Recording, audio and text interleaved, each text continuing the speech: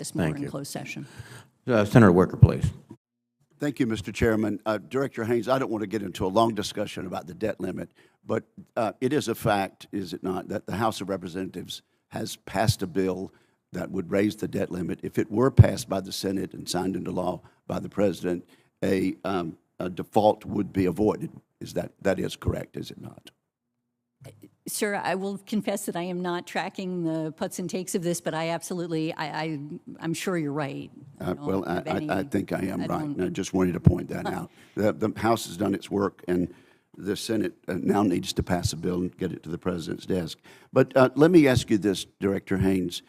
The General said since he was a young officer, the threat has changed, the threat has exponentially increased. Do you agree that this is the most complex and dangerous threat environment since World War II? And I'll ask that to both of you. Director Haines first. Sure. Thank you, sir. I feel as if you always feel as if the time that you're in is the most complex and most challenging. I do feel that way, but I am a little bit conscious of the sort of cognitive bias that's associated with that. But I think it is, you know, as our annual threat assessment.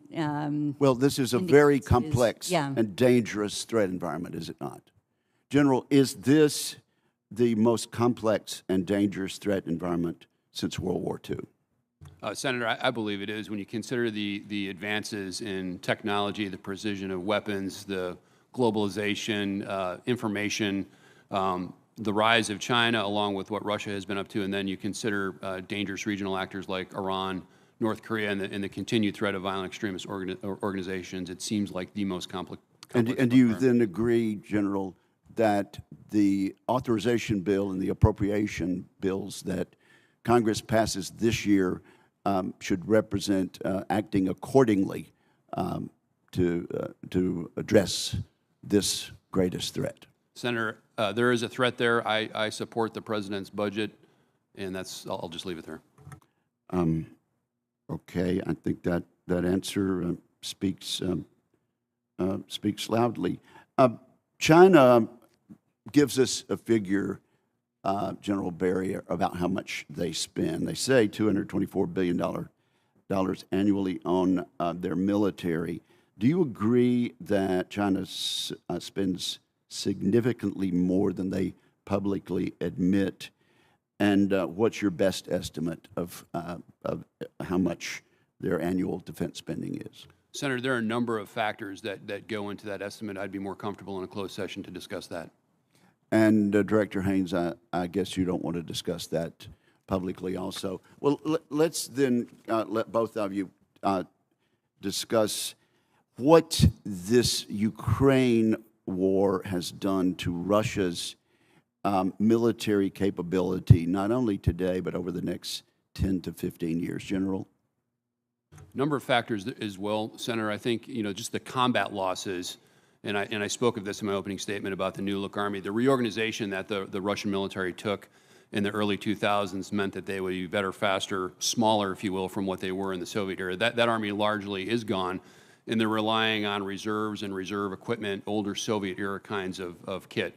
It's going to take them a while to build back to more advanced kit. The estimates go from 5 to 10 years based on how sanctions affect them and their ability to put technology back into their force. So I think they've had a setback in the ground forces, but still very, very capable in their strategic forces.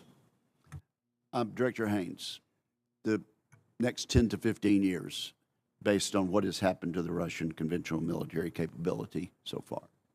Yeah, I mean, I absolutely agree with General Berrier. There's no question, and I think unanimity in the intelligence community, it will take years for the Russians to build back up their ground forces. They've really significantly degraded them, but they nevertheless have, as indicated, strategic force, other forces, and that doesn't mean that they're not a powerful military force. Okay, well, and let me just say this with regard to my previous question. There is an unclassified Department of Defense annual China military power report. That's not secret. It doesn't need to be said down in the skiff. It states that China's, quote, actual military-related spending is likely significantly higher than what it states in its official budget, unquote. You don't disagree with that, Director Haines, do you? No, I think one aspect of it is the civil-military fusion that we see in China, where so much of, in fact, their civilian industry is actually adapted and used by their military, and when you consider that, it's a significant. Thank you. Thank you very much. Thank you, Senator Wicker. Senator Shaheen, please. Thank you both for being here and for your service to the country. Director Haines, I want to go back to your comments about the 702 reauthorization, because I returned from, along with a number of my colleagues, including Senator Budd, we returned from South America a couple of weeks ago, where we visited 4 countries, and the 702 reauth came up, or at least the ability of the intel community to use those authorizations to address the challenges facing the country. And I was particularly interested in the counter-narcotics effort, because we continue to have a huge issue in New Hampshire with the opioid epidemic. So I do think it's very important for us to continue to have those authorities, but there are also some very real concerns about privacy that we've heard. So can you talk to how important it is for these authorities to help us continue with counter-narcotics efforts, and also what we're doing in terms of addressing the privacy concerns? Yeah, absolutely, Senator. And I think, this is one of the challenges for us has been in the intelligence community, frankly, trying to declassify examples of how it is that we've used 702 so that the public has a better understanding of the value of this authority and the collection that we have. But I'll say, as a general matter, it has been an important authority for use in the context of countering narcotics trafficking, and in many respects used to help support our foreign partners in interdictions as a general matter, and that is something that has been critical. In terms of the privacy and civil liberties pieces of this, I mean, what I would say is, we have a number of things that we do in order to try to monitor and assess our compliance, and then to ultimately design the system in such a way as to incentivize and promote compliance, making it, in other words, technically hard to do things that are non-compliant, and then ultimately have increased extraordinary investments into training of folks who would use the system, and then to making adjustments as we go through the process where we see something goes wrong, and then actually addressing it, and also holding people accountable in the context of any compliance violations. And just to give you a couple of things, on an annual basis, the entire program is reviewed and recertified by the Foreign Intelligence Court, essentially, as one piece. Also, we do semi-annual compliance reports to Congress. We have a joint 60-day review, my office and the Department of Justice, of targeting decisions of any U.S. person queries that are done through the databases that exist, and dissemination. We have targeting and minimization procedures for each element that are not just reviewed by the Attorney General, but go to the FISC court. Again, we go through a variety of ways in which to try to ensure that we've created, in effect, a virtuous cycle where we can ensure that everything that we're doing is, in fact, promoting compliance, and then monitoring it to see if that's in fact what's happening, and then addressing challenges as they come and move forward. And then we also have been providing reports publicly about non-compliance incidents so that we can show the American people, we can have all of you and your constituents look at what's happening and see where we make progress, where we make mistakes, how we address it, and then how we move forward on it so that we can actually build the trust that's necessary. Thank you. Good, thank you. You both mentioned cyber in your, I think you both mentioned cyber in your remarks, but I didn't hear either of you talk about the efforts to address disinformation. And one of the places where our adversaries have certainly been very effective, I think more effective than we have been in responding in many cases, has been in the disinformation arena. Can you speak to what we're doing and how we're coordinating with other operations like the Global Engagement Center at the State Department? Sure, I'll start, and General Berrier, if you want to add to this. But Congress put into law that we should establish a foreign malign influence center in the intelligence community. We have stood that up, and it encompasses our election threat executive work, essentially looking at foreign influence and interference in elections, but it also deals with disinformation more generally. And what we have been doing is effectively trying to support the Global Engagement Center, others throughout the U.S. government, in helping them to understand what are the plans and intentions of the key actors in this space. China, Russia, other, Iran, et cetera. And then give them a sense of what it is that we're seeing in terms of the techniques that they use, how they go about this, and provide that for policymakers so that they're able to take that information and hopefully counter it and address it. Thank you. I think DIA's perspective on this, Senator, is really speed. We want to be able to detect that, and it's really with our open source collection capability, working with our combatant command partners where this is happening all over the world, and then the ability to turn something quickly with them under the right authorities to counter that disinformation or misinformation. Thank you both. Thank you, Senator Sheen. Senator Fisher, please. Thank you, Mr. Chairman, and thank you both for being here today. Director Haines, last year you testified that, quote, China will continue to essentially expand their nuclear arsenal and diversification for a period of time, end quote. Has that assessment changed, or does the intelligence community still maintain it? That assessment has not changed.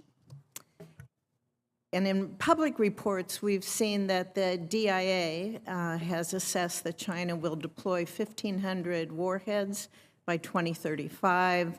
The STRATCOM commander, General Cotton, has also publicly confirmed that China has now surpassed the United States in the number of fixed and mobile land-based launches for ICBM. General Berrier, do you agree with that assessment still? I do agree. Thank you. Director Haines, does the Intelligence Committee assess that China has any interest in pursuing arms control agreements that would restrict their development of nuclear weapons? No, as a general matter, we have not seen China express interest in arms control agreements in this area. And General Berrier, we've seen reports that Russia is providing China with plutonium for Chinese fast breeder reactors. In fact, it was reported by a UK think tank. They noted that between September and December of 2022, Russia provided 7 times more highly enriched uranium to China than the United States and the International Atomic Energy Agency have secured over the past 30 years. What are the implications of that increased level of cooperation of their nuclear programs?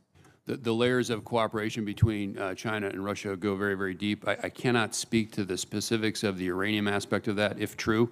It's an acceleration of programs and development and technology transfer. And Director Haines, do you have anything to add to that? No. Is there any movement within the administration to look at, first of all, to set up agreements again with Russia? And is there any, I would say, false hope by this administration to believe that they could pull in Russia, let alone trying to pull in China in those talks? I couldn't speak to that just because it's obviously in the policy community, and I'm not sure I would know, frankly, what it is that they're looking at. Okay, thank you. Also, Director Haines, looking at Afghanistan, do you assess that ISIS-K still seeks to conduct external operations against the United States, our forces, and our allies and partners? Yes. Do you agree with the assessment that we had in March from General Kurilla about how long it would take ISIS-K to generate the capability to conduct external operations? He told us at that time that any operation between or against the United States and Western interests abroad could happen within 6 months with little or no warning. Would you agree with that? I'd have to take that back, to be honest. There's been a number of developments, even since General Kurilla apparently testified on this issue, of taking out key external ops folks within ISIS-K, and I think that might affect the timeline. But I'm happy to take that for the record. Do you feel that we've lost information gathering capabilities and also CT operations in Afghanistan since our withdrawal? We certainly, the intelligence community has been clear about the fact that we are not able to collect as much information today as we were, obviously, when the troops were in Afghanistan. How would you, I guess, rate the amount of intelligence that we are able to gather in Afghanistan? Because it's my understanding our CT operations are basically nil.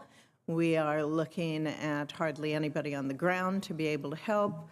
So how do you rate what we are able to get when we're looking at a threat against not just United States interests and persons, but also our Western allies, the growing threats that we're facing there? To be specific, we'd have to do this, I think, in closed session. But as a general matter, what we've sought to do is to try to trying to think how to do this in an unclassified way, but develop enough collection opportunities so that we can monitor the threat. It is definitely, as you indicated, degraded from what we had previously, and we can discuss the details in closed session. Thank you. Thank you, Mr. Chairman. Thank you, Senator Fisher. Senator Gillibrand, please. Director Haines, the DoD and the IC are engaged in cyber operations against our adversaries every day and gain intelligence about how these adversaries operate and intend to operate in the cyber domain. However, in the event of a large-scale cyber attack on the homeland, CISA is in the leading role. How much of your intelligence on, for example, the PRC cyber threat are you able to share with CISA, and how much must remain inside the DoD and the IC? We share almost everything with CISA, honestly. They get our analysis on these issues. They see the raw intelligence. We have overlap in terms of even intelligence that we get from commercial threat indexes and so on. So it's quite open sharing in that respect. And when we rely on allies across the globe for operations and assistance, are we able to leverage our efforts with what we do with CISA with those allies? Yeah, it's a great question. In fact, I mean, we have talked to allies about, for example, recognizing that so much of the critical cyber threat information exists in the commercial sector because we're trying to see how it is that adversaries are attacking them. We have talked to allies about working together in order to obtain and leverage each other's commercial threat information where that's permitted based on the agreements that we have with the commercial sector, and working with CISA to ensure that they have access to that information. That's an example of working with allies and partners in a way that can help CISA to better have, the landscape and the picture that they need for the work that they do. And in the event of a substantial cyber attack by China on our domestic infrastructure, what would the chain of command look like in terms of defense and response? I think it would depend on, this probably is not the best question for me, but I think it would depend on where the response is being conducted and how they're approaching it. Obviously, the president is the final authority in any event, but how it would work through the system, I suspect, might have some differences. Lieutenant General Berrier, on the same question. Nothing to add to that, ma'am. Our government often talks about how our allies and partners are strategic advantage. From the perspective of China, Russia, and Iran, who are the allies and partners they are most concerned about building closer relationships with, and how would building closer relationships with those countries impact regional deterrence? And as context, I recently took a trip to the Middle East to study the impact of the Abraham Accords on UAE, on Morocco, Bahrain, and Israel. And with regard to that, obviously there was concern when Saudi Arabia decided to engage China in their negotiations with Iran. What is the impact of being able to bring Saudi Arabia into the Abraham Accords in the context of the larger question? And Senator Gillibrand, forgive me, I missed the very first part of your question. Can you just repeat the first sentence? Just that we often talk about how our allies and partners are our strategic advantage. And so from the perspective of China, Russia, Iran, who are they most concerned about? And then as an example, the Abraham Accords, I think, is a very strategic partnership for us that should be seen as very powerful. And how did the recent efforts by China to negotiate with Saudi Arabia and Iran affect that strategic alliance, and whether that was a powerful strategic alliance we should have been pushing for? Yeah, so I think what our analysts would point to as a general matter would be a whole series of key countries that are sometimes referred to as hedging states that are in the space between, you indicated UAE as an example of this in a sense. There may be others. It's probably easier to talk about this in a closed session. But there are a variety of countries where, in effect, they're looking at the United States and China and Russia on the other side, in effect, and trying to diversify their relationship in a way that allows them to maximize their interests while at the same time pursue, sort of economic and other security strategies in each of these spaces. I would say with Saudi Arabia in particular, that and the Abraham Accords more generally, that we do think there's been kind of a value of bringing these countries together under certain circumstances, and that interaction has provided some security benefits to the United States and to others. But I think it's, each case would have to be looked at on a case-by-case basis in order to sort of identify what are some of the pros and cons. I'm not sure that was very helpful. Apologies. Senator, I would say that your question is a bullseye on the discussion of strategic competition and what strategic competition is. We know that China and Russia are seeking partnerships with countries that have historically been U.S. partners, and this is the nature of the changing landscape and the complexity of the environment that I described in my opening statement. And we have to be there, and we have to be a better solution, whether that's through intelligence sharing or other partnerships. I don't think it's a lost cause. I think there's a lot we can do, and I think people see the goodness in what the United States brings, and we have to go forward with that. Thank you, Senator Gillibrand. Senator Cotton, please. Thank you both for your appearance. I want to extend my condolences as well to the family of General Stewart, who was a trailblazing Marine. I'm surprised it's gotten to me, the seventh questioner, and no one's raised the fact that Russia's government has accused Ukraine of trying to assassinate President Putin and saying that the United States goaded them into it. Seems like kind of a big deal. Big if true, as the kids say today. Dr. Haines, what do you have to say about these claims from Russia's government? Well, obviously, you've seen the Ukrainian government deny their, having engaged in this. And at this stage, we don't have information that would allow us to provide an independent assessment on this. Okay. General Berrier? I think it gets after Senator Sheen's comment about misinformation. Perhaps some grounds to think that maybe these claims are exaggerated. One, do we know that Vladimir Putin doesn't spend the night at the Kremlin all that much? Is that correct, Director Haines? Yes. Kremlin is not like the White House, in other words. It's not the primary residence of the president of Russia. Even if you were there, these drones from the videos I've seen, they do not appear to be the size of weapons that could do significant damage to the Kremlin. Is that correct? That is correct. Okay. They also appear to be the kinds of drones that would require relatively close line of sight control, which means someone on the ground in Moscow, which is not known as an open and friendly city to people who are hostile to the Russian government. Is that correct, General Berrier? Potentially from the photos that I've seen, yes. In most attacks on Russian soil, Ukraine's government has been ambiguous or silent about responsibility for the attacks. Yet in this case, they've explicitly disclaimed any responsibility. Is that correct, Director Haines? Yes. All right. General Berrier, I think you might have been onto something when you said that this sounds like misinformation. I want to move on to another matter, Director Haines, about Mexican drug cartels. They're causing now more deaths in America than we lost every year in the Vietnam War, or every year in America than the entire Vietnam War. In fact, almost twice what we lost in the Vietnam War due to fentanyl alone. Has the intelligence community produced a national intelligence estimate on the threat that the cartels pose to America? No, we have not, sir. So an NIE is the most authoritative written judgment on national security matters. Is that correct?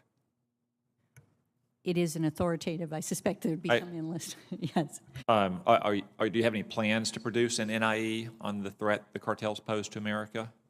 We do actually have something on our calendar that is on transnational criminal organizations, including the cartels in this space. Thank you. I think that's warranted, and I look forward to seeing it. Director Haines, you mentioned earlier that it will take Russia years to rebuild its ground forces, and I believe you were saying that to express agreement with General Berrier. Is that correct? And General Berrier, you believe it will take years for Russia to rebuild its ground combat forces. Most intelligence agencies inaccurately judged the early days of the war. They thought that Russia would roll into Kyiv very quickly and conquer most, if not all, of Ukraine. General Berrier, was that a result of our intelligence agencies underestimating the Ukrainians or overestimating the Russians? Senator, I think it was a combination of both. Okay. When you're making your own operational plans, you have to make assessments about the adversary, correct? Correct. Okay, and that's true whether you're operating at the platoon level or at the national strategic level. Yes. So it's fair to say, based on the fact that we now know we overestimated Russia's capabilities as of last February, and we've seen their forces degraded to the point it'll take years to rebuild them, that they are a much weaker fighting force than we thought 14 months ago, right? That is what we currently assess, yes. Shouldn't our operational plans about a potential war with Russia in Europe then be changed to reflect that new understanding? I think in the purview of U.S. European Command and the Department of Defense, they're looking at all that, Senator. Yeah. They need to urgently, because one of the reasons we've heard on this committee about the slow pace at which we're delivering certain weapons is that our operational plans require it. And if our operational plan in Europe is based on what we thought Russia was capable of 14 months ago versus what they are capable now, it badly needs to be revisited. Director Haines, one final line of questions about Russia. They've gotten a lot more aggressive towards the United States recently. We all remember the Black Sea incident when one of their aircraft downed an MQ-9 drone. The head of U.S. Air Force's Central Command recently said that Russia is, quote, increasingly bellicose towards American aircraft in Syria, suggesting they even are looking for a fight. They're spoiling for a dogfight. And then third, the head of European Command, General Cavoli, recently noted that Russian submarines have gotten more active in the Atlantic than they have been in years. One, are there other instances of growing Russian aggression? And two, what's the intelligence community's assessment for why Russia has grown increasingly aggressive in these ways? Can we address this in closed session? Sure. Okay, thank you. Thank you, Senator Cotton. Senator Kane, please.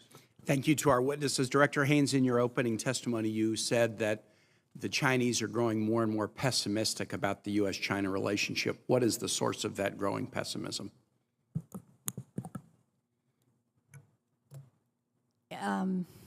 I would say that there's a number of factors that are leaning in that direction, in the sense that, and we can maybe do a little more in closed session to get to what the root of this is, but I think they are increasingly perceiving the sort of zero-sum game that I mentioned effectively in the opening testimony, where, in essence, we have always understood that they perceive themselves, or for the last few years now, as being on the rise, and they perceive the United States as being on the decline, and they ultimately are concerned about the potential for conflict as we pass each other is sort of the classic frame through which they piece this. Is some of the pessimism related to their perceptions of statements by American political figures? Sure. I mean, but it's all of a larger piece, which is to say that I think that they continue to perceive that they can't do what they want to do without essentially pushing back on the United States and ultimately countering us in ways that, and our allies, frankly, in a variety of different A great president once said, speak softly and carry a big stick. I'll let my colleagues, we all have our own judgment about the size of the stick we're carrying or should. I have noticed on the speak softly side of the Roosevelt maximum, we've been getting louder and louder with respect to China concerns. We had the hearing with the Indo-PACOM leadership recently, and the opening statement is a boilerplate at that hearing. War with China is neither inevitable or necessary, but then the remaining hours of the hearing was just one statement after the next that someone trying to perceive what the intentions were here might well lead to the conclusion that, wow, we are more pessimistic because of statements that are being made. How did, from an intelligence standpoint, I was concerned at the news that during the Chinese balloon incident, Secretary Austin tried to call his counterpart, and the Chinese counterpart would not answer the phone. That was publicly reported? Is that accurate? I believe it is. I will tell you that as a general matter, the Chinese typically clamp down in a crisis and they don't, engage, and that is a classic paradigm. And that's a little bit different than Russia, correct? That even in tough times, at least the lines of communication between the military to hopefully de-escalate generally remain open with Russia. Isn't that also the case? Yes. We want to try to be very strong to deter war. We want to be prepared to win any war we should need to.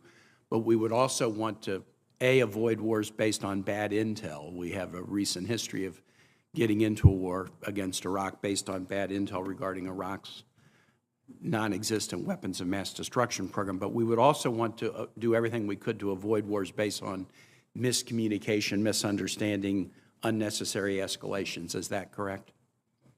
Yes.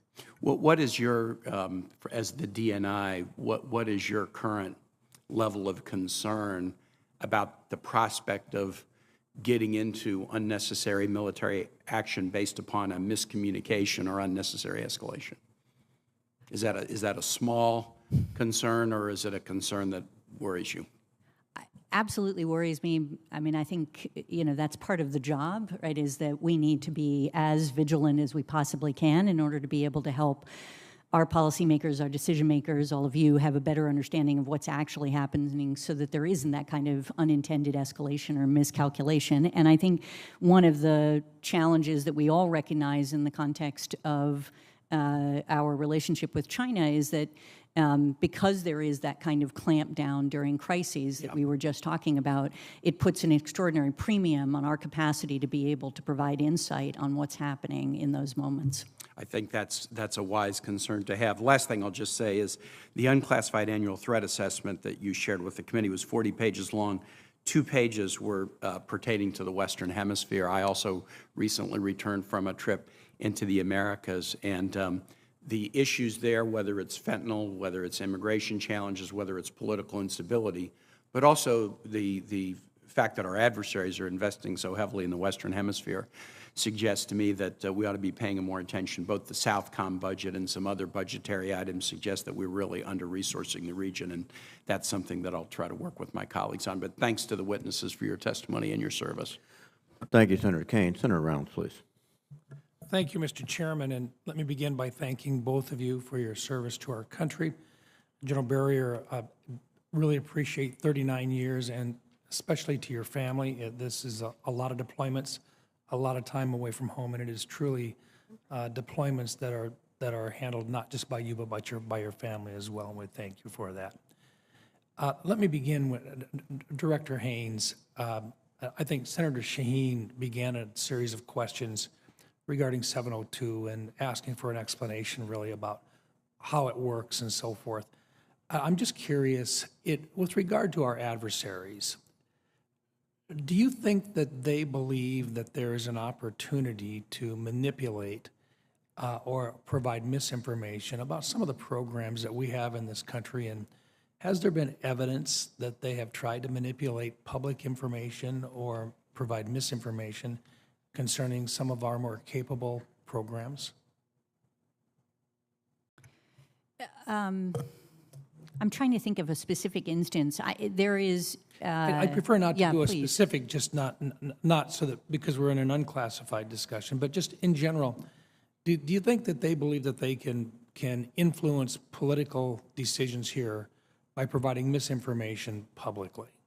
Yes, absolutely. They have typically engaged in such activities in order to try to influence public debate on issues that are of importance to them. And so 702 might be one of those as an example.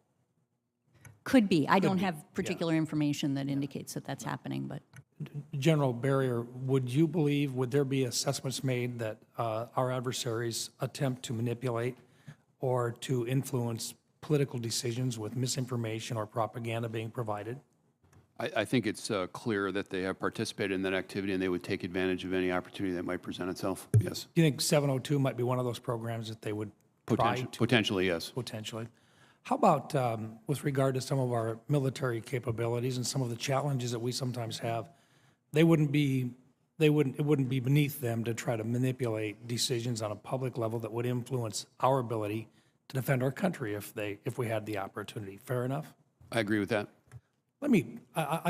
Lately I've been really kind of following up on the issue of the sharing of spectrum with regard to areas, particularly in the 3.1 to 3.45 gigahertz area. This is the S-band. And I'm just kind of curious. We have a number of different very, very important missions that rely on that portion of the S-band. Would that be a fair statement, General Berrier? It would be, yes. Are you aware of any of the more capable defensive capabilities that we have that rely specifically on radars, communications in that area? Generally speaking, yes, but I am not a technical expert. Okay. Fair to say that the Aegis destroyer systems that we rely on for protecting against air attacks along our coastlines utilize, I think publicly we've talked about it already, about the fact that our radars are in that region? I think that's fair. Okay. Not just the East Coast and the West Coast of the United States, but Alaska and Hawaii as well? Yes. We spend a lot of money specifically in that particular area. Our adversaries know that. It's a matter of public discussion. Fair enough? Fair enough. Right now, there is public discussion about sharing a large amount of that area, or a discussion about trying to share or take from the Department of Defense portions of that spectrum. Would that be an item of interest for our adversaries? And would there be an advantage to our adversaries if for any reason we were to lose that part of the spectrum for defensive purposes? I think that would be an item of interest for our adversaries, and I could see them potentially trying to take advantage of that discussion. Director Haines, would you agree with that? yes. Thank you. Let me turn one other area, Africa. I'm just really curious. I know that right now China has been looking at the possibilities of bases in Africa. Along the Atlantic coast of Africa, what would happen if Africa were to be able to, or if China were to be able to establish a base of operations, or for that matter, Russia, along the Atlantic coast of Africa? What would that do in terms of defending our homeland? Senator, I think permanent bases there would give them more reach and more access. And as I think about strategic competition, it's one of those things that we watch. And it's really DIA's job to keep an eye on that and alert the department if we see that happening. Do you see it happening? We do see China trying to make inroads into Africa for sure. And we know that they would like to expand their global bases. Thank you. Thank you, Mr. Chairman. Thank you, Senator Rounds. Senator King, please. Thank you, Mr. Chairman. First, Mr. Chairman, I'd like to ask unanimous consent that a response from the Congressional Research Service to a letter that Senator Sullivan and I sent to them be included in the record. The Research Service provided an exhaustive report to us in response to questions we had on how China invests in national security, examining the investments, the PRC, that most contribute to the country's power and influence. I want to thank the CRS team for their work on this. This is a very informative report. I hope it can appear in the committee's records. Without objection. Thank you. Director Haines, I want to talk about allocation of intelligence resources. Since we've been sitting here this morning, about 15 people have died in this country from drug overdoses, just in the last hour and a half. In about a week and a half, as many as were killed in September 11th. We're under attack, and yet we're not really responding. We're sort of numb to it, and particularly, we had testimony in a previous hearing that between 1% and 2% of the ISR resources globally under our control are involved in looking at the drug importation problem from south of our country. I think that's a gross misallocation of resources. If this were a terrorist attack killing 110,000 people a year, we would be turning this country upside down to counteract it. And to not be allocating the most basic, important intelligence resources of ISR in this fight, I think, is unconscionable. I hope that you will go back to the administration, particularly to the intelligence community, and say, this is a worldwide threat that is the most immediate threat to American lives. Can you make that commitment to me? Yes, absolutely, Senator. I think you know that, and we've indicated this in other testimony, but the leaders of the intelligence community completely agree with you that this is absolutely critical, and we're each of us involved in a whole series of efforts to try to expand effectively our collection and our I've been asking these capacity in questions space. for years, and everybody agrees, but I keep seeing 1 or 2%. So Insufficient. I'm Understood. looking for action rather than simply expressions of concern. General Berrier, do we have any information that you can share in open session about Chinese provision of munitions to the Russians in the Ukraine war? Because in my view, that would change the calculus if suddenly Russia had an infusion of ammunition and other munitions in order to counteract the actions of the Ukrainians. Senator, we watch this very, very carefully, and publicly China has said that they would remain neutral in this conflict. We continue to watch them, and we can discuss it more in the closed session if that's okay. Thank you. You mentioned in your testimony, and I noticed there's a little subtlety where you said this has been a bad year for Russia and Ukraine, but then I think in the next phrase you said, but Russia is very dangerous. What's the analysis of the likelihood of Putin using nuclear weapons? What would trigger it, and how likely is it? Senator, there are a number of scenarios that we've thought through, and I'd be happy to discuss those in a closed session. Well, I think in an open session, though, can you tell me that whether you think there is some likelihood or possibility of nuclear weapons being used? I think, in the nature of conflict, there's always that possibility. Right now, I would say we think it's unlikely. Unlikely is good. I'd rather hear not happen, but we can discuss this further in a closed session. Can I? Yes, go ahead, also please. say, I think from the IC perspective, it's very unlikely is our current assessment. Thank you. We can discuss that further in the closed session. Director Haines, yes or no question, would expiration of Section 702 be a major compromise of national security? Yes. And I think you've testified about how important it is, but I don't think it really comes across that this is one of the crown jewels of our intelligence capability, is it not?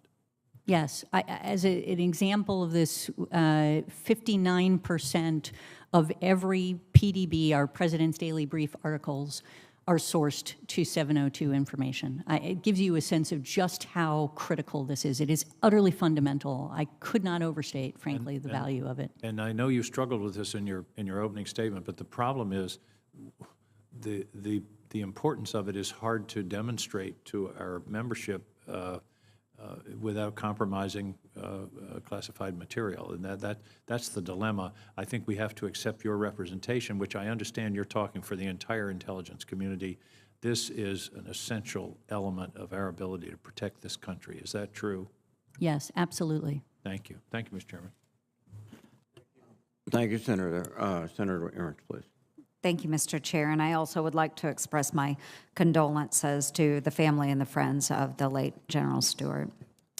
So good morning to our witnesses, and thanks for the testimony today. The greatest military challenge that we face is really a two-front competition, as you've laid out so well this morning, between China and Russia. So I do agree with your judgment that China and Russia will maintain their strategic ties, which does create potential threats. And let's be clear, we've heard you state over and over again, as we've seen China and Russia advancing, they are clearly encircling us around the globe. So China proclaimed a no-limits partnership on the eve of Russia's invasion, and she just went to Moscow and affirmed that commitment, and we watched all of that unfold on our television sets. And Director Haines, first to you, how has Beijing's assessment of its junior partner in Moscow changed since the invasion? And then to you, General Berrier, do the recent joint military exercises suggest a deeper or deepening military commitment between the two countries? Thank you, Senator. So in terms of how the relationship has changed, and particularly China's perception of it since the invasion of Ukraine, I will say that even before the invasion of Ukraine, we recognized that China and Russia were getting increasingly closer, and that we were seeing cooperation across all different sectors. But to your point, since the invasion, that closeness has accelerated to some extent, and in part this is due to the fact that Russia is increasingly beholden to and needs China, and China perceives Russia increasingly as, a country that was already in the sort of little brother role, is often how it's described, but nevertheless is now even more beholden, and therefore they have greater leverage. And that can sort of manifest itself in the context of various aspects of the relationship, such as in the Arctic, where they actually have differing interests, where, China is not an Arctic country, but wants to be in effect and wants to have more power and authority in that area. And Russia recognizes that they're going to need China and their investment in order to get to some of the resources that they're interested in the Arctic. And as a consequence, that China sees an opportunity, and an increasing one, in light of the current scenario with Russia. And so we see them now at sort of the peak of their economic trade, continuing military exercises and other types of collaboration and political and technical. And it is moving, even as we continue to assess from an intelligence community perspective that there are limits, ultimately, that they are unlikely to get to the point of being like NATO allies, for example, as we see them. Great. Thank you. General Berrier. Senator, I would describe it as deepening, and it's been gradual, but the complexity, the scope, and the tempo of these joint exercises is increasing, mostly in the air domain and the naval domain. We don't have a lot of insight into more sensitive activities, but I do believe that it is deepening and growing. Thank you. And to both of you as well, with this partnership and the deepening of their military commitment through exercises and so forth, how can we find a wedge and really divide the two countries by driving a wedge between them? What can we find as a strategy to separate those two powers?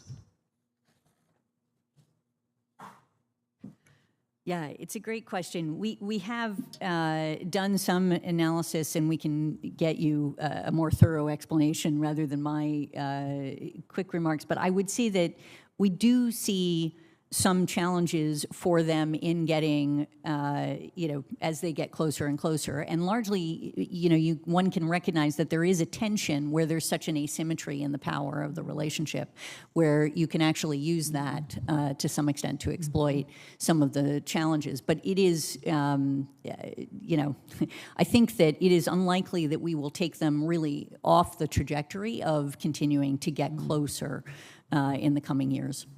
Senator, I believe it's a really tough problem, and it's a great question. In a closed session, there would be some things that we could discuss. Okay, excellent. And with that, I'll yield my remaining time. Thank you. Thank you. On behalf of the chairman, I recognize myself for 5 minutes.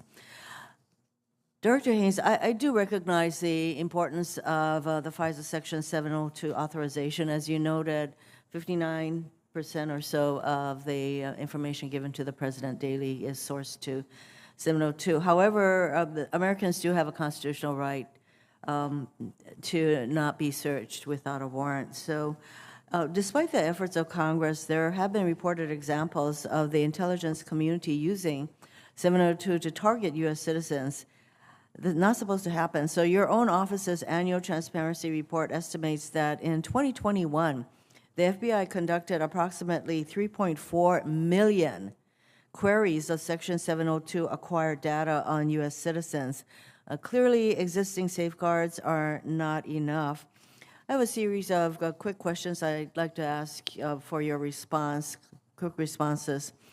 Director, would imposing a warrant requirement before the government searches Section 702 acquired data for Americans' communications hamper your intelligence gathering against malign foreign actors?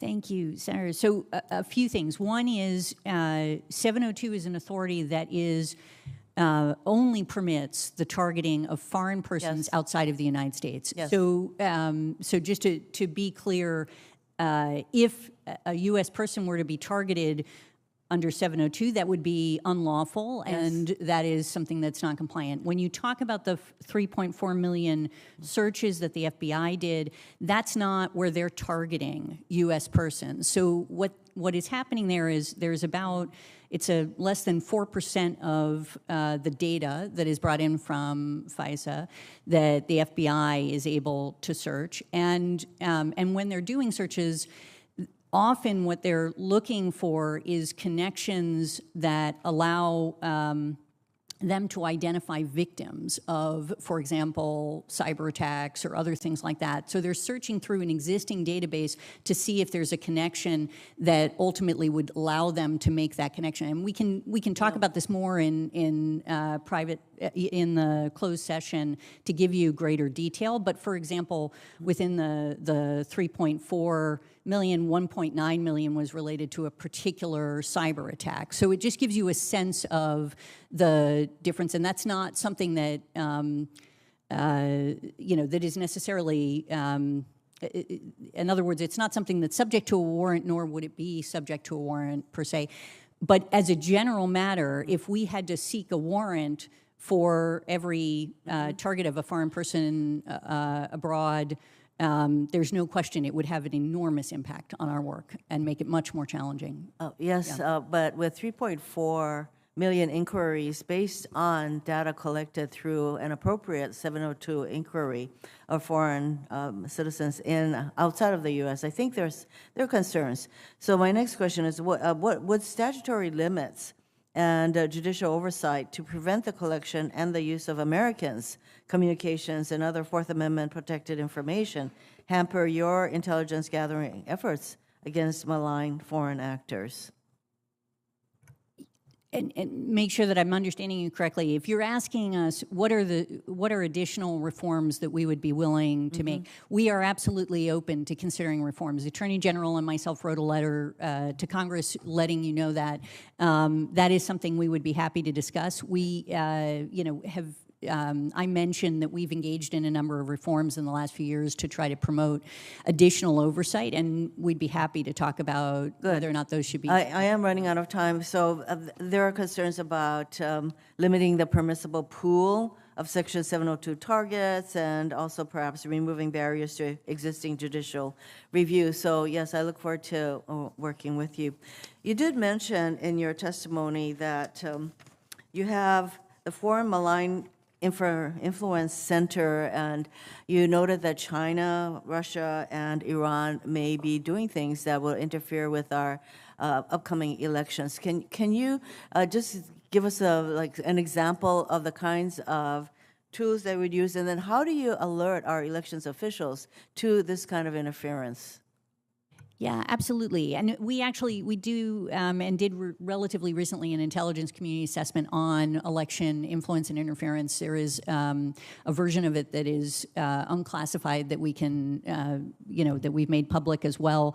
The kinds of things that we look at are, in fact, efforts by adversaries, including Russia, obviously, engaging in information campaigns or in other types of disinformation work to try to undermine, for example, candidates or positions or things along those lines. And we absolutely do share that information both with the Department of Homeland Security, with FBI, and they tend to be the ones to make the connection directly to the election officials within the United States. And there's a fairly robust, sort of network that has been developed in order to provide this kind of information.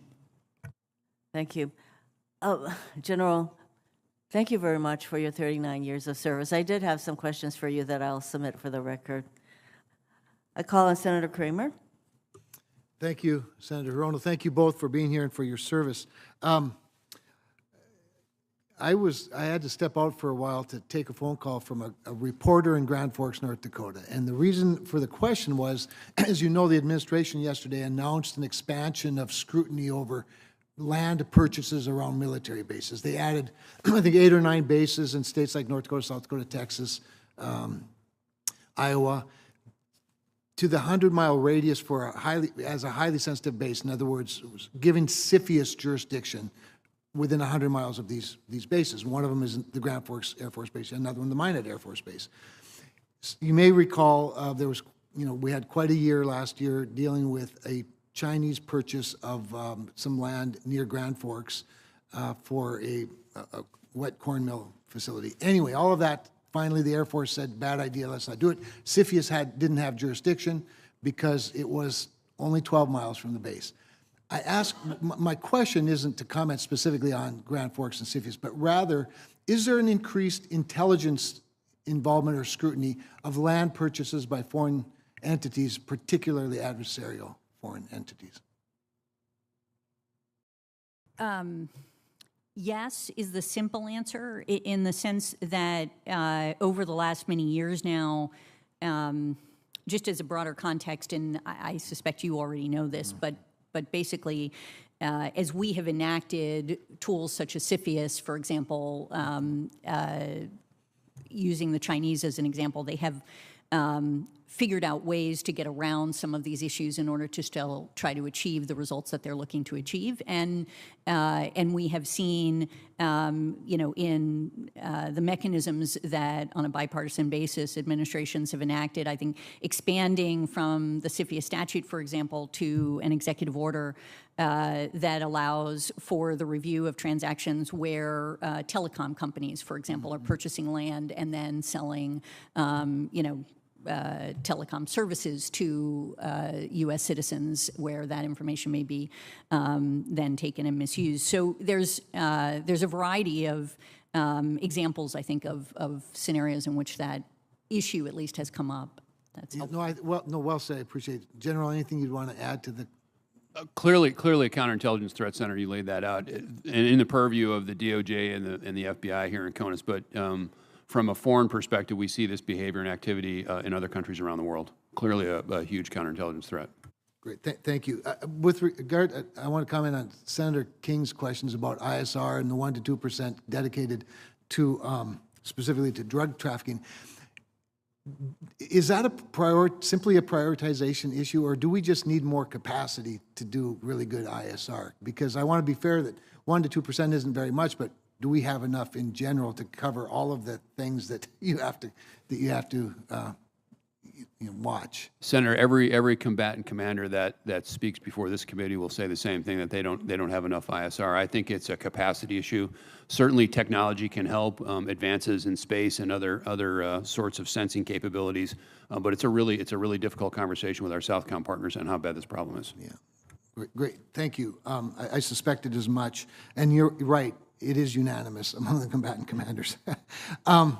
So, Director Haines, I'm going to really shift gears here a little bit because we're talking about worldwide threats, and it's easy to to talk about the big ones that are obvious and always in front of us. But there are other smaller skirmishes here and there that I think may not be as significant, but still significant. I'd like your take on one in particular, and that is what's going on in Haiti. I have a number of friends that are involved in charitable work. In fact, I'm kind of stunned how many friends I have involved in charitable work, and they're just distraught about what's going on in Haiti. Now, Haiti, and I'll tell you where it is in its proximity, and maybe you could just tell me a little bit about what you were seeing in Haiti, to the degree you're able to tell me what you think, what's being done and what can be done. And these are policy questions, I understand that, but I think we need to engage a little bit and not just let it fall, because for obvious reasons. Maybe just expand the last 30 seconds of my time on that. Yeah, thank you. I couldn't agree more with the fact that this is a really vexing issue and one that should be focused on. And I can tell you that from an intelligence community perspective, we have been looking to try to find ways to support, in effect, what I understand the policy community is looking at, which is a multinational force that would try to address the situation, both from the perspective of training police and also to sort of try to manage the violence that has erupted and the gang control of territory in this area. And I will say briefly that, first of all, we have a lot of analytic products. I'm happy to provide you what I think is the best that we have on this, but it is none of it is optimistic, which is to say that this is a really challenging situation, and it does not look as if it is going to get better anytime soon. So if I might, General, I mean, are there security concerns in addition to just the moral and ethical concerns?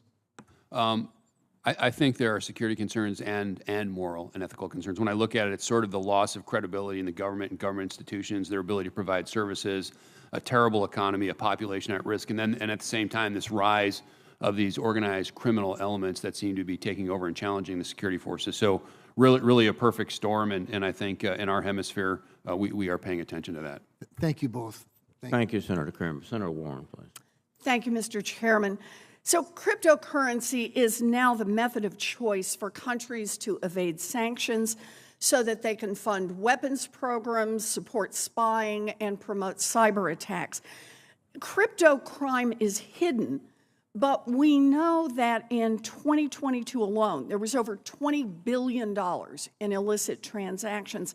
We also know that Russia, Iran, and North Korea moved around at least $8 billion using crypto. So let's focus for just a minute on North Korea. This one country stole a record-breaking $1.7 billion. According to the UN Security Council, North Korea uses its crypto crime to fund its nuclear weapons development. General Berrier, you lead the Defense Intelligence Agency, which collects intel on foreign militaries, including on North Korea. When North Korea launders billions of dollars worth of crypto and funnels it into its nuclear program, does that threaten our national security? Certainly, Senator, as North Korea steals that money and then tries to turn it into a legal tender, which at great cost, as you know, that is helping them build their nuclear capacity, and that is a threat that we recognize. Thank you.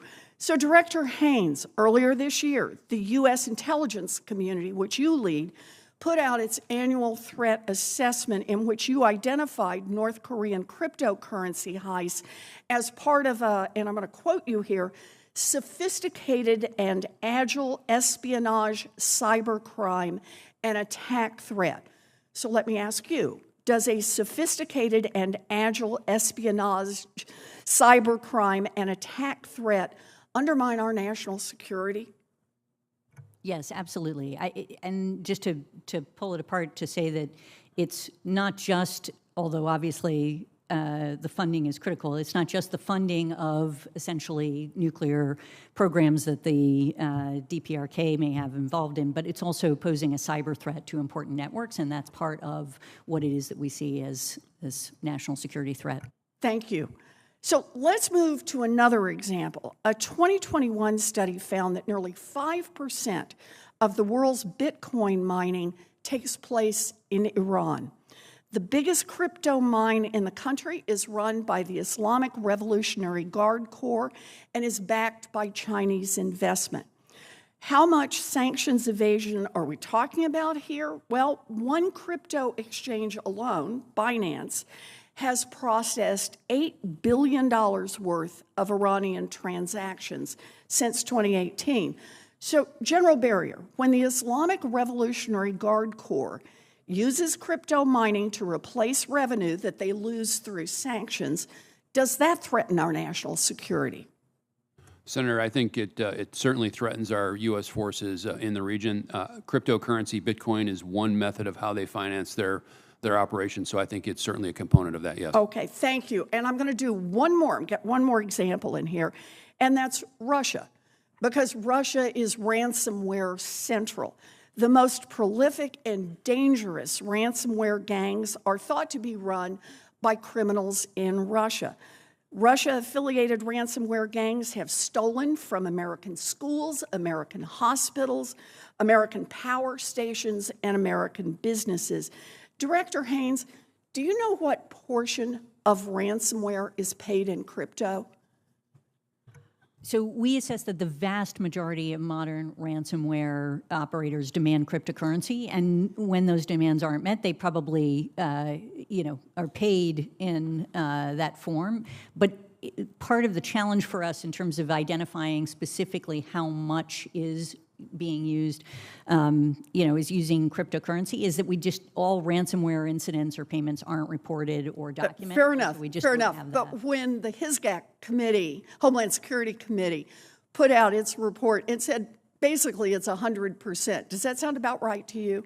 This is a business model built on crypto, is it not? Yeah, I mean, the vast majority, I think over 90% is perfectly reasonable. Okay. Yeah.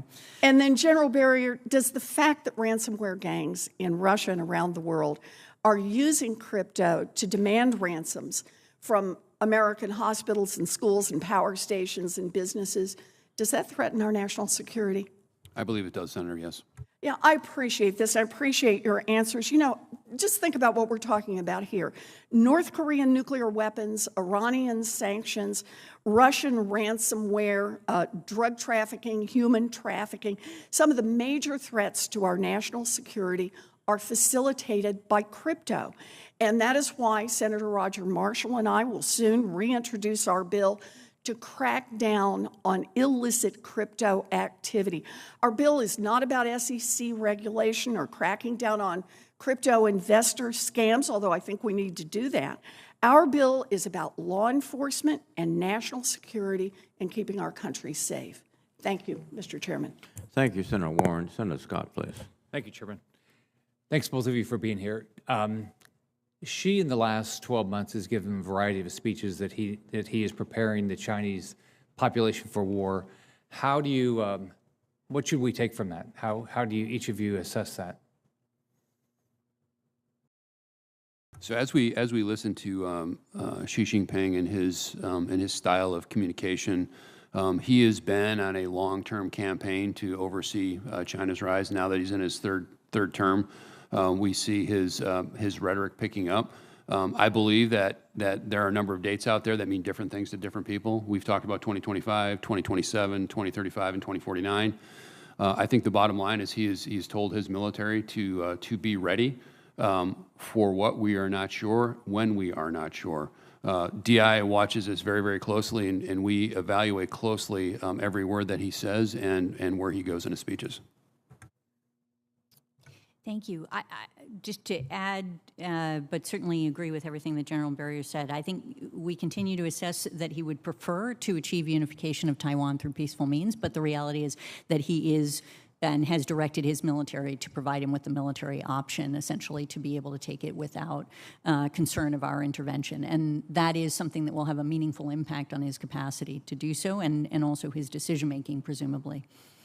Have you, do you assess the position the American economy would be in with our dependence on communist China if they did decide to invade Taiwan and we decided to come to Taiwan's aid? What impact would that have on our economy? Yeah, it's not, obviously we can't provide precision because the scenario will matter when it happens. All of those kinds of things would be critical to actually providing an assessment. But it is without question, and there have been studies done by external think tanks and others on the impact, the economic impact that an invasion of Taiwan would have on the global financial economy. I will say that because TSMC, the manufacturer of semiconductor chips on Taiwan, if that is blocked, it will have an enormous global financial impact that I think runs somewhere between $600 billion to over $1 trillion on an annual basis for the first several years on the global financial economy is the general estimate. Because those chips, those advanced chips are in over 90%, come from Taiwan, and they're in almost every category of electronic device around the world. And so therefore, until we would be able to sort of make up the difference, it would have this enormous impact. It will also have an impact on our GDP if there were such an invasion of Taiwan and that was blocked. It would also have an impact if they stopped making chips on China's economy. And I think that's another aspect of this, and in fact, a more significant impact on their GDP if they were unable to get those. You want anything? Just that I think watching the impact that the economic impact on Russia as they've invaded Ukraine with the sanctions, not an exact comparison, maybe apples and oranges, but I think it gives us an idea of how to model this when it happens or if it happens. What's your assessment of risk in Latin America?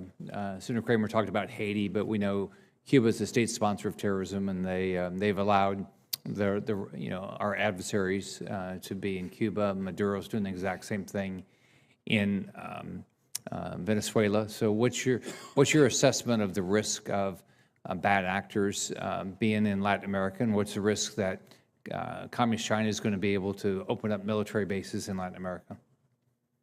For the time being, I would say the risk is moderate.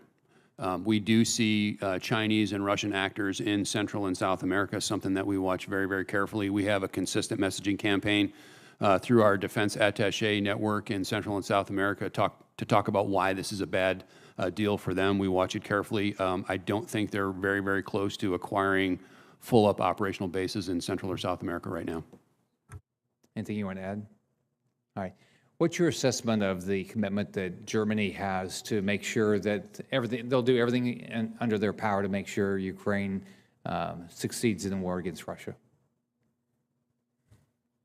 I think, honestly, that Germany has exceeded our analysts' expectations prior to the war, for example, in terms of its commitment to providing support to Ukraine. And we've seen them be actually a stalwart ally on this issue and, yeah, moving forward. Nothing to add on that. All right. Thank you. Thank you, Senator Scott. Senator Peters, please. Thank you, Mr. Chairman. Thank you to both of you for your testimony here today and for your service to our country. Director Haines, the proliferation of cameras, commercial satellite imagery, and social media have helped create an environment where open source intelligence is often one step behind, but is sometimes a step ahead from traditional intelligence gathering efforts. The buildup of Russian forces as they prepared to invade Ukraine was well documented, with both domestic and foreign observers able to confirm troop and vehicle movements, even identify entire units who were moving to the front. I was also taken by an article by the Modern War Institute at West Point, and some quotes from some intelligence operators that were talking about, of course, the intense need for intelligence as this war was progressing. And in this saying, quote, "We were collecting only a fraction of what was needed. This was not a surprise. With the largest war in Europe since World War II occurring, intelligence capabilities were in high demand. This did not, however, diminish the frustration of walking out of the skiff, turning on our phones, and gaining access to more and more relevant open source content than we had actually at our workstations. Open source intelligence has uncovered fields of Chinese nuclear silos, new PRC shipyard activity, the buildup of PRC troops along the front in India, In short, open source intelligence seems to be democratizing the intelligence field, and I want to make sure that we're adequately prepared to harness this activity. So my question for you, and General, if you have comments on this too, is what changes must the IC community make to ensure that the United States is maintaining a strategic advantage in espionage and intelligence gathering, particularly as these new technologies are coming on board and are democratized and our adversaries and others have access to this information as well? How are we thinking this problem set through?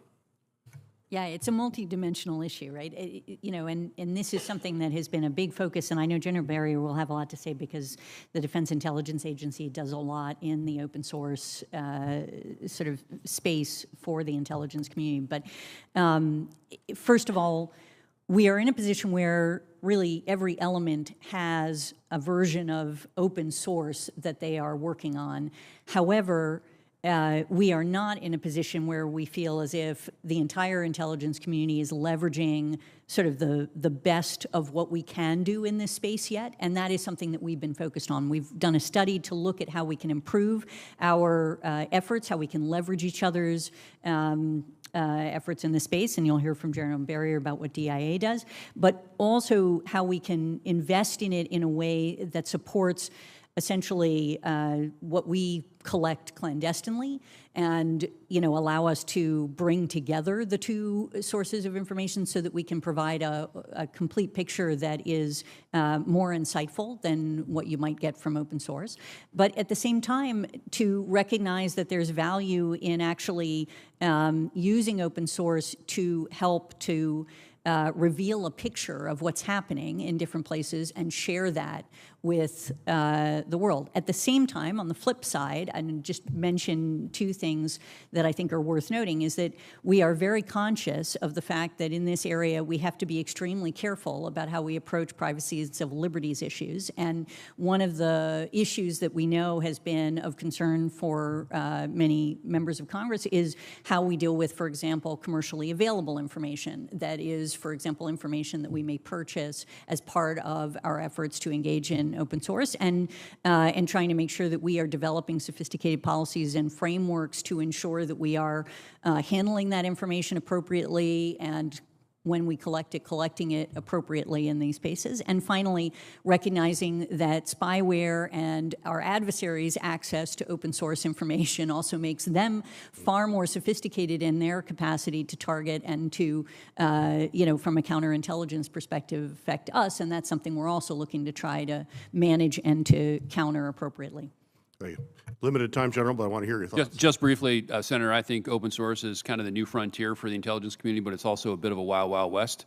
And so in my role as the Intelligence Enterprise Manager for the Department of Defense on open source, what I have to make sure is that the DoD entities that are doing open source collection and analysis are not getting ripped off from the data sources and how much they pay, that we have the right tools, the right training, the right tradecraft, so that we can go forward to make sure that open source and its richness augments everything that we do on the sensitive side for a more fulsome picture of what's happening out there in the world. I appreciate that question. Thank you.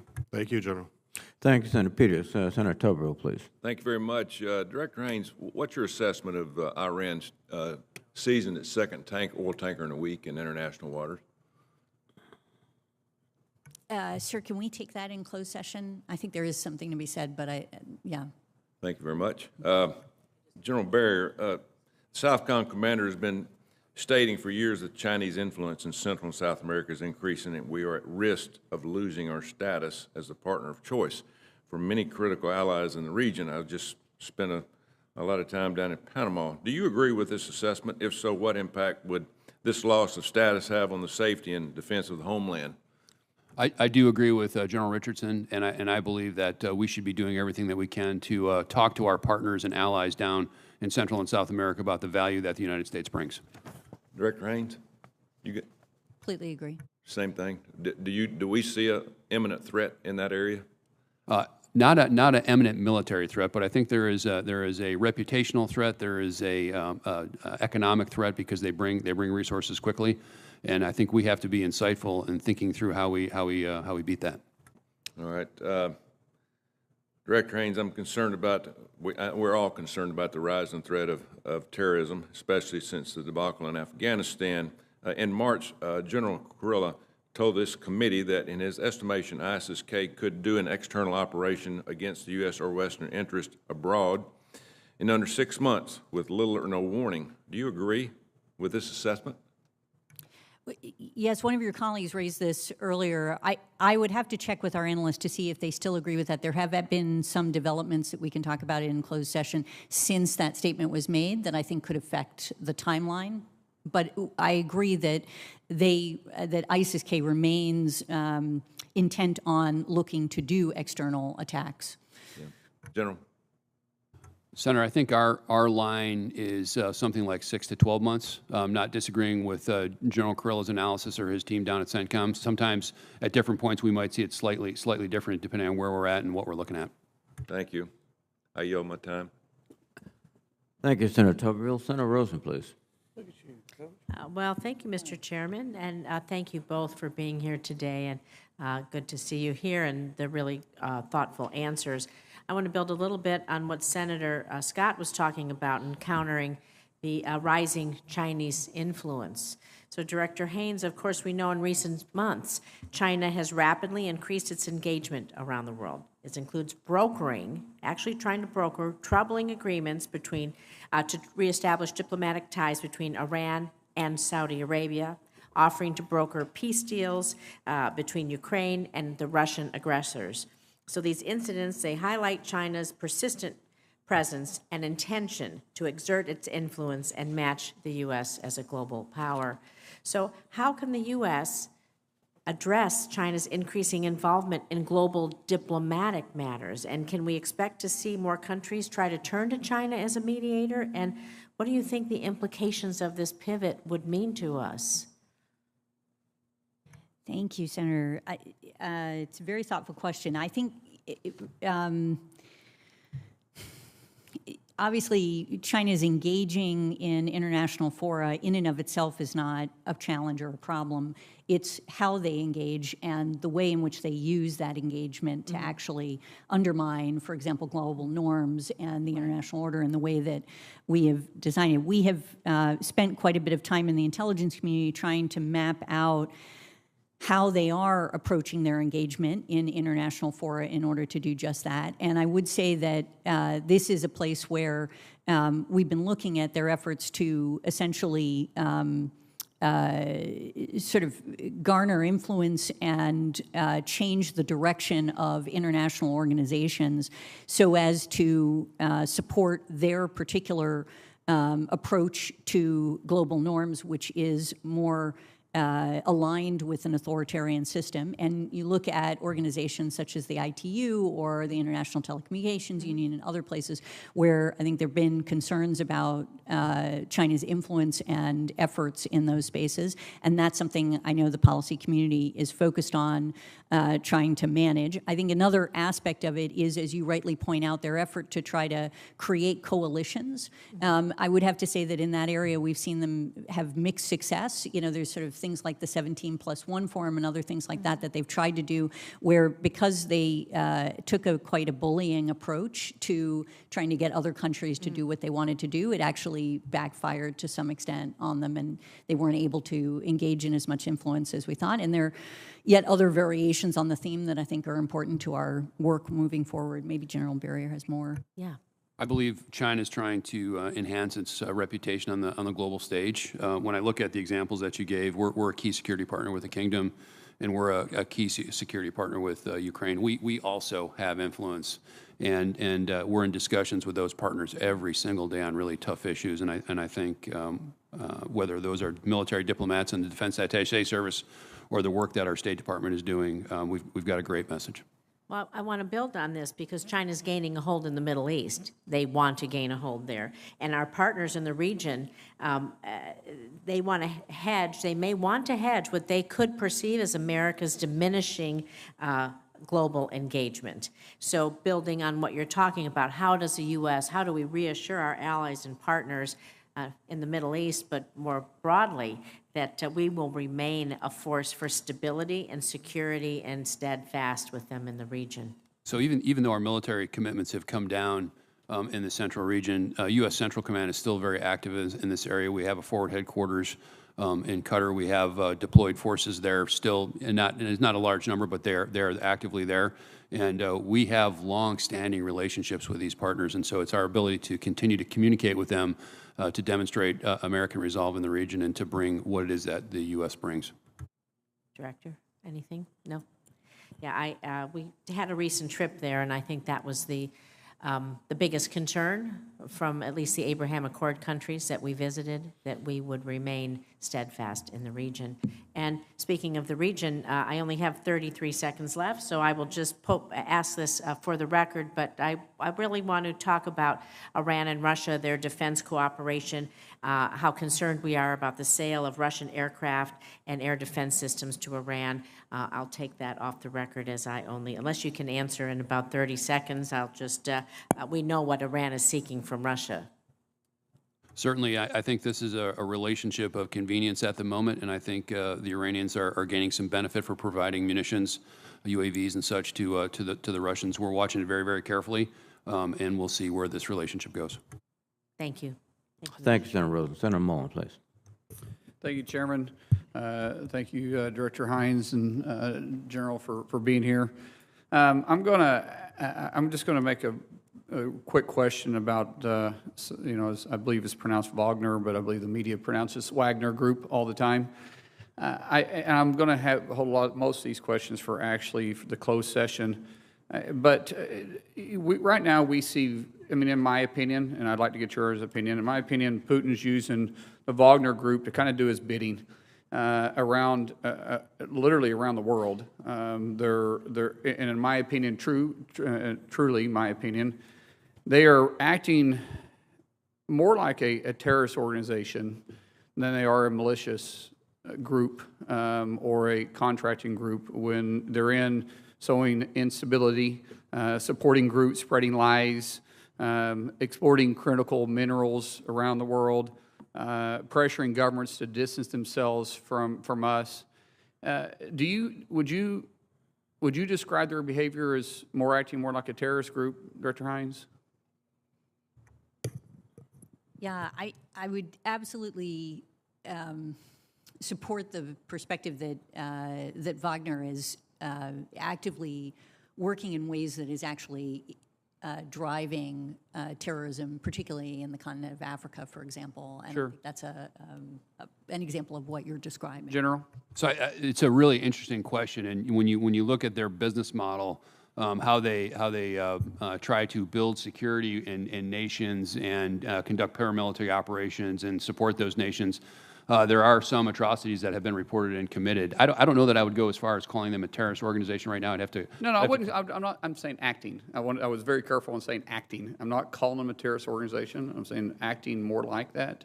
Certainly, you could draw a conclusion like that. Yes. So, and we see their behavior as they typically go into these countries that are in disarray, and they offer to provide security for organizations. And would you agree that's kind of how they get their foot in these countries a lot of times? Certainly, along with business opportunities to be developed. Right. Now, I want to switch my gears real quick to China. According to some open sources, China now is controlling the inner river that runs through Argentina in South America and is charging taxes in the name of the PRC for goods being shipped in and out. We also see that they have influence basically in all of South America except one country. And General, you said that we're fighting back with information, but it seems like those countries are in more need of infrastructure and dollars, which is what China is investing. Are we winning or losing in South America with information technology and providing the good deeds that Oklahoma does, or not Oklahoma, but the United States does? Well, certainly I know that we're talking to our partners about this issue every day. Whether we're winning or losing, hard for me to judge that. I am not tracking this river in Argentina where they're collecting taxes, but I do know where there is infrastructure, ports, airfields that they can build upon, that they will take advantage of that business enterprise. So Are you familiar with the influence that they have, the strong influence that's grown over the last 10 years in Central and South America? Yes, I am. Are you familiar with the only country that they are currently don't have a foothold in South America? I find it, and I'm not, General, I'm not, this isn't I got you question, because I honestly feel like you and I have been developing a friendship over the last couple of years. But I do find it somewhat concerning because that information is not hard to find, and it's not thing that requires being read in on. It's concerning to me when they have such a strong influence in Central America, which is growing, but in South America, we're losing. I would say we're not too far off from losing control of the Panama Canal, too. And I believe you'd probably agree with that in some sense. If course doesn't correct pretty quick, they're going to control the main shipping lanes through there. Would you agree? I would say that certainly requires U.S. attention for sure, yes. And that would play right into the role of the Belt and Road Initiative, to which China is trying to get all the world dependent on. Yes. So is information enough, or should we be looking at this in a different strategy to correct course? Ranging into the policy sector there, certainly the more that we can bring, the better for sure. Well, we need that information. I think the American people need to know what threat is really knocking on our back door and why it is a threat. It's not just rhetoric.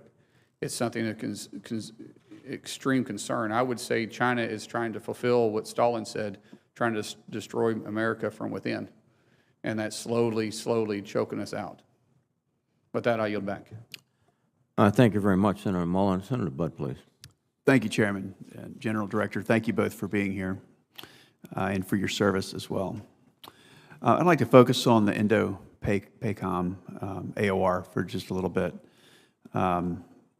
Director Haines, in this year's annual threat assessment, it states expanded military postures by both India and China along their disputed border elevates the risk of armed confrontation between two nuclear powers. What do you assess as the risk of India and China's border dispute erupting into a conflict? It's not insignificant, and this is on the line of actual control between Correct.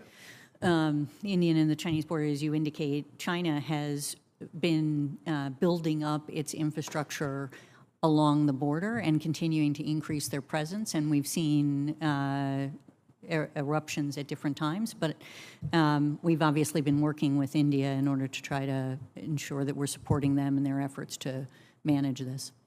Thank you. General, the buildup that the Director just referred to along the line of actual control, what assistance, if any, is DIA providing to our Indian partners? We have, through U.S. Indo-PACOM Joint Intelligence Team there, have reached out to our Indian partners. We have a relationship with them, and we're attempting to support their needs. Thank you. Director, just last week, the Chinese accosted a Philippine Coast Guard ship, as many of us are aware of. It appears that these are becoming more and more frequent. So are these negligent or intentional encounters, and what's the IC's assessment of the purpose of China doing this? Yeah, we actually have some very good products on this that if you're interested, we should get to you. But this is if you would, please. What we've seen with China is they have expanded significantly their Coast Guard over the last many years. They have also begun to use their Coast Guard in new ways. So in other words, they've passed laws that allow them to use their Coast Guard to police, in effect, what they perceive as being their rightful waters, and to use even force under certain circumstances. And so, no, I do see this as part of a larger comprehensive effort that they've engaged in. And it is, there's sort of three different pieces to it. There's the ships that they use that are part of militia that are not actually part of the Coast Guard or the PLA, and then there's the Coast Guard, and then there's the PLA, and the relationship that they have with each of these different forces is related and sometimes intersects. Thank you. And a question for both of you, if you would, and Director, we'll start with you. What's your assessment of the Chinese military's ability to conduct a cross-strait amphibious assault of Taiwan? And, they've now effectively practiced a blockade, but are they ready for a major amphibious landing? Director first. Senator, we can Well, Director first, and then if you're referring us to the closed session, if there's anything you can share in this setting, please do. Yeah, I would honestly defer to General Berrier on their capacity, and probably would do it in a closed session. Understood.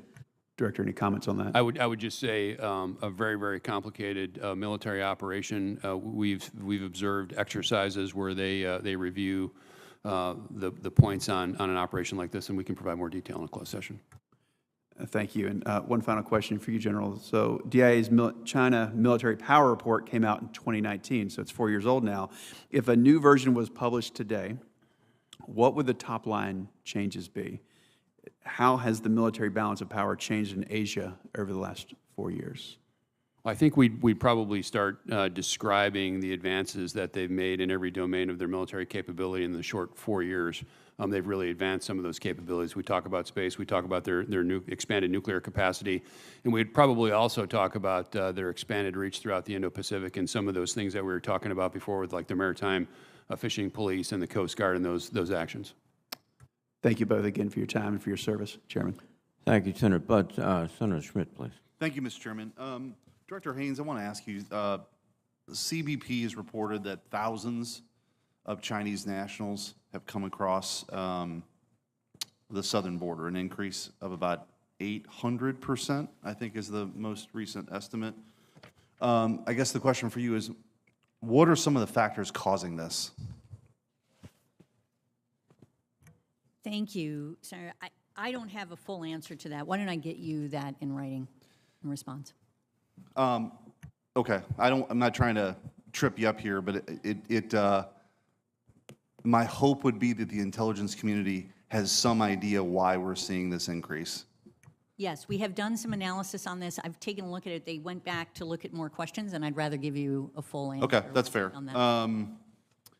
And so I guess I'll ask you, and if it's the same answer, I understand. But do you expect, or are you anticipating an increase in the number of Chinese nationals seeking to cross the southern border? Yeah, I'd rather give you the full. What I've seen is that it went up, and then it seems to have gone down a little bit, is my recollection, and so unclear what the trajectory is, and I think we should give you something. Okay. My concern, obviously, with Title 42 expiring, has accounted for about 50% of all the expulsions, I think. It is very concerning if this is an intentional effort by the CCP to send assets across our southern border. I think the American people deserve to know what's happening, and I don't think we do. This is a very concerning development, and it's ongoing, and we've seen it increase. And my concern is, again, giving one of the tools that's been useful in sending people back is going away, and we need to be prepared for that. I guess switching gears, and this could be for either one of you, but I'll start with you, Director Haines. During the disastrous withdrawal from Afghanistan, billions of dollars worth of valuable equipment were lost, or left behind, I should say, in addition, of course, to the brave servicemen who lost their lives. But just to put that in perspective, there was $48 million worth of ammunition, 80 aircraft, 23,000 Humvees, 250,000 automatic rifles, 95 drones, 42,000 pieces of sensitive military equipment, including night vision goggles. How have the Taliban utilized this? What do we know? Have they been selling this to adversaries? Where is all this equipment, and how is it being used? Largely, our understanding is that the Taliban have organized their security forces, that they have fallen in on this equipment. I haven't seen a lot of reporting that would indicate that they are selling it. I think they're trying to incorporate it into whatever security force they develop. Do you have anything to add to that, Dr. Haines? Okay. I do want to ask about an after-action report on the withdrawal from Afghanistan that obviously was a total mess. What are your plans to provide an unclassified after-action report here. I think there are only some senators who've even been able to see it, but I think that given the nature of this, and there's been some public reporting that about what is out there that seems to just sort of blame the previous administration. I mean, I think this was one of the more disturbing failures in at least modern history. I guess, what are your plans to have sort of an accounting of this, of what went wrong, and make sure this never happens again? Or do you have plans to do that? Not for the intelligence community. We don't have any plans to provide an unclassified after-action report on Afghanistan. I can't speak, obviously, Okay. for the Well, I guess, and I'll just close with this.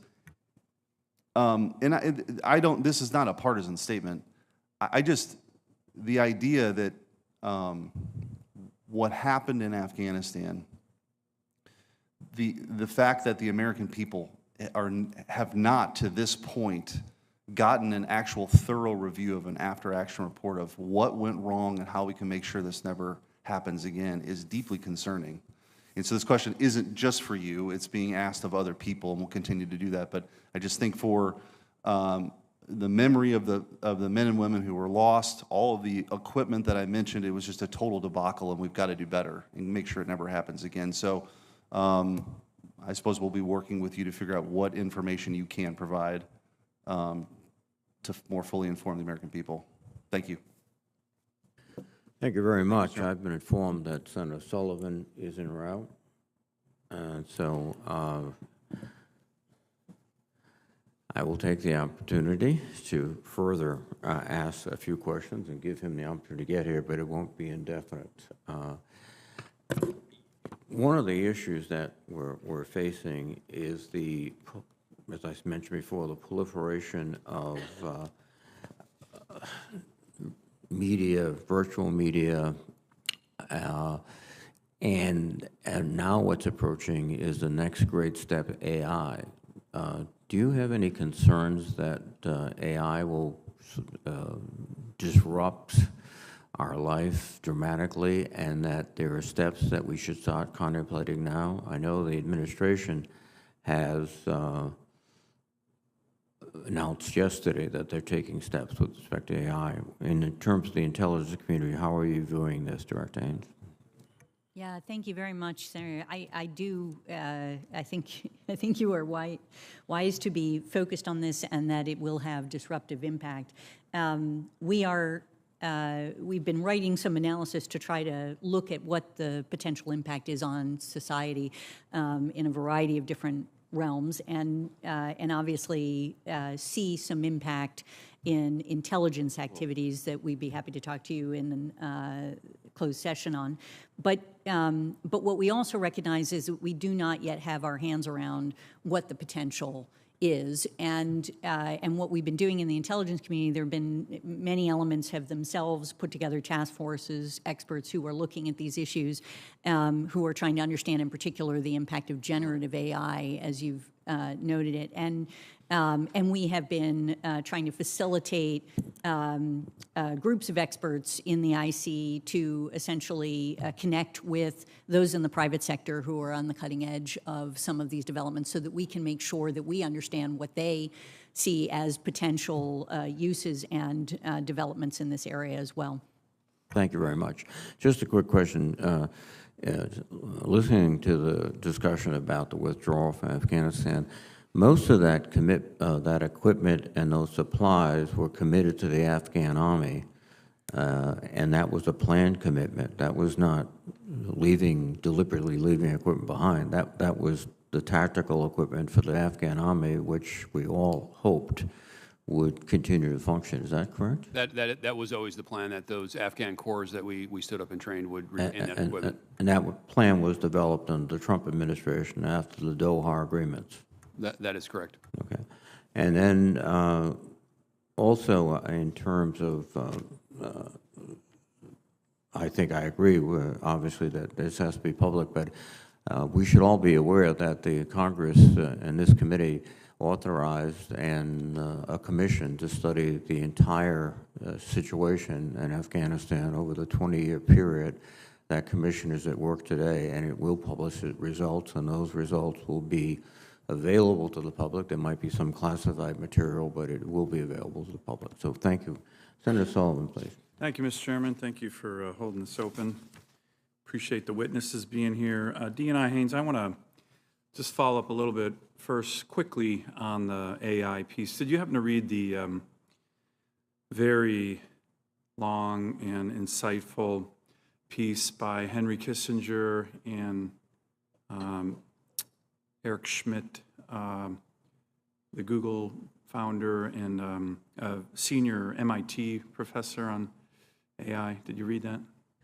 I know exactly what you're talking about. It is on my pile, but I have not yet read it, so I apologize. Yeah, I would strongly recommend take a look. I think it's such a big topic. The Economist has a whole focus on it today. There's all these great opportunities. You know, Henry Kissinger still going at it. I think he turned 100 or he's turning 100 here very soon. Incredible mind. He brings some insights that are very chilling to the uses of AI and what it could mean, particularly on the national security front. And I think it would be good for you guys to do a deep dive on this and come back to the committee. We're all trying to figure it out. You have tech companies saying it's the best thing since sliced bread. You have other people saying it's going to doom the world. And but I think putting the tech companies fully in charge, I don't think that's a good idea either. So we really need your guys' insight, and I think it would be good if you can come back to the committee, either classified or unclass, on that topic. Take a look at that piece. So it's really well written and pretty scary, to be honest. And these aren't people who are prone to be Pollyannish. Yeah. Let me turn to my. do that. Thank you. Let me turn to my favorite topic, energy. I always like to recount this story. It's now quite a sad story because I'm sure you know Vladimir Kara-Murza is in jail for 25 years, unjustly sentenced. I hope we can keep beating the drums to tell Putin to let him out. All he was doing was speaking the truth about democracy and freedom in Russia. Very courageous man. I was in a meeting with him a number of years ago, just me, him, and Senator John McCain. And I asked him, what was the most important thing we could do to undermine the Putin regime, the kind of mafia grip that he has on his society and the danger he presents to the world? And Vladimir Kara-Murza looked at me and said, it's easy, Senator, it's an easy answer. Produce more American energy. Produce more American energy. That is what Russia fears. So can you talk about two things? One is Russia's attempt to use energy as a weapon. They're pretty good at it. We've blunted it to some degree. And then two, on the flip side, I read the intel a lot about what the Chinese leadership thinks, what Xi Jinping thinks. They're very scared of American energy dominance, very scared. So could you talk about that as well? I think it's some of the products you guys have produced. And then maybe, I know you don't provide policy, but we do have this kind of element in American society, and to be honest, in the Biden administration and some of my colleagues in the Senate who are like, oh my God, we can't produce any more oil and gas. That's horrible, climate bomb. No offense, it's ridiculous, right? We're gonna need oil and gas for decades to come. Places like my state, Alaska, have the highest standards in the world on producing it. If we're gonna need it, we should produce it, not let Russia and Venezuela and hell, Saudi Arabia. So any thoughts on that too? And now I'm talking all energy. I love renewables, but we need oil and gas. The people close their eyes and scream climate bomb and we can't produce in Alaska. They have no idea what they're talking about. And you guys do. So please enlighten us and don't be political here. I know the Biden administration, you're an independent operator. John Kerry and everybody, they go around the world, oh my God, quit buying American LNG. These people are idiots and they're undermining our national security. The facts are there. China's fearful of American energy dominance. Putin wants to use energy as a weapon. And the best way to do it is Vladimir Kara-Murza's advice to me and John McCain. Produce more American energy. That's how you undermine Putin and scare the Chinese. What are your thoughts on all of those very important topics that the media gets wrong, the far left puts its head in the sand on. We need factual analysis on this really important topic from you. Thank you, sir. I know how passionate you are on these issues and knowledgeable. So I won't be political, that's for sure, but I also won't touch on policy. Okay, you don't have That's not my role. That's not your role. But I will say, absolutely, the intelligence community believes that Russia uses energy as a weapon. I know that doesn't come as a surprise to you. That's something they've continued to try to do during the course of the conflict. And in fact, as part of their calculation for invading Ukraine, one of the things that we know that they were focused on were the high energy prices for Europe and how that would affect, essentially, in their view, Europe's calculation on sanctions. They turned out to be wrong, which I'm quite glad about. But in any event, that is certainly a part of the picture, I think.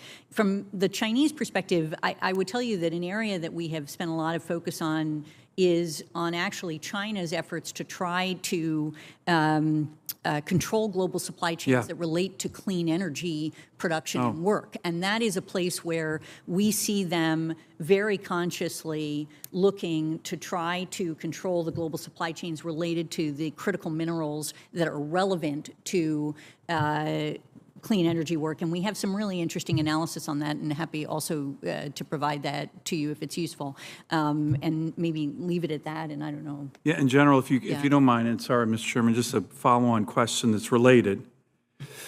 We did ask in the NDAA last year our military to look at options, in the event of a conflict with China, to choke off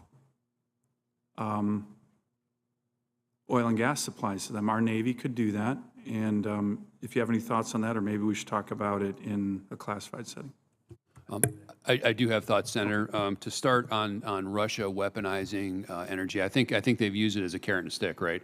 And so they've really made it painful for our European partners early in the war, and then they offered it to other partners, nefarious partners for nefarious reasons, to acquire more military hardware. So your comment about weaponization, I think, is really, really accurate. I don't disagree with you that China fears us about our potential for energy production's increase. I think they fear a lot of our economic power all the time. To the point in the NDAA, I think those really are in the purview of the Indo-PACOM team and their planning efforts as that proceeds, and then we can talk more in the closed session. Good. Thank you, Thank you, Mr. Sullivan. Chairman. We have a vote going on for the benefit of my colleagues. I would suggest that we reconvene in SVC 217 at 12:15, giving an opportunity to reorganize a bit. And I will, at this point, adjourn the open session and we'll reconvene at 12:15. Thank you very much. Thank you, sir.